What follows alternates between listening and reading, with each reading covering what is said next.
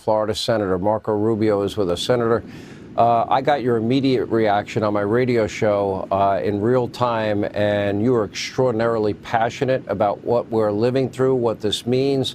Let's talk about it. Yeah, this is the quintessential show trial. This is what you see in communist countries. This is what I grew up having people in this community tell me about. It happened in the days after the Castro Revolution. Obviously, those led to executions.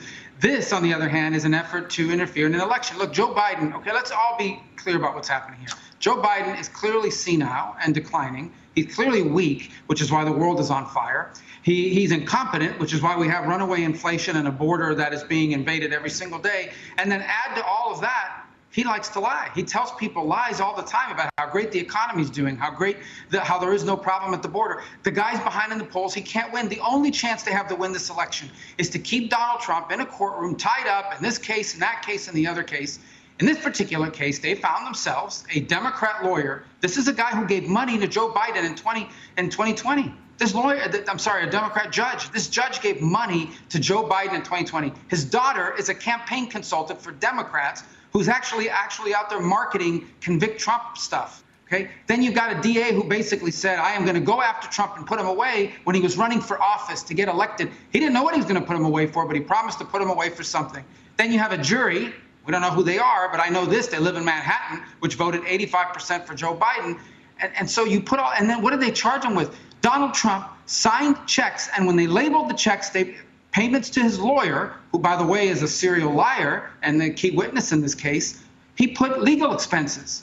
And that is what they convicted him on. But that's not the goal here. The goal here is to keep him tied up in court. You think this judge sets that day 3 days before the convention as a coincidence? He knows exactly what day he set, and he knew exactly why he was doing it.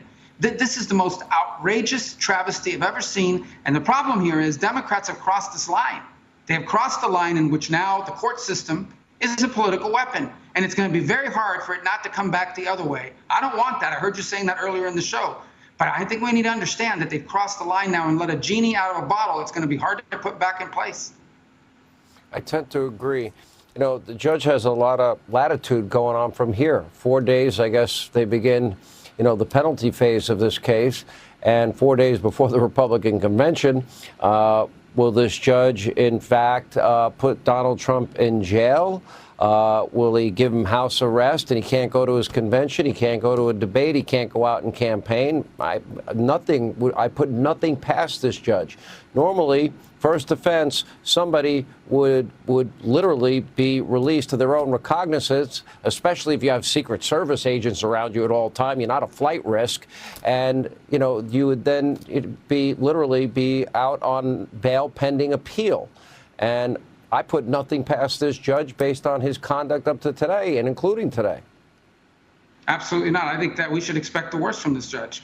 And it's unfortunate to have to say that, but that's the case. Truly, down the road, we're going to have to look at a way, Democrats and Republicans, hopefully together, but I don't know, to prevent this kind of thing from happening again in the future. We cannot become one of those countries where people, once they leave office, are targeted through the court system by their political opponents. That's what happens in Peru. That's what's happened in Brazil. That's what's happened in all these countries. It cannot happen here.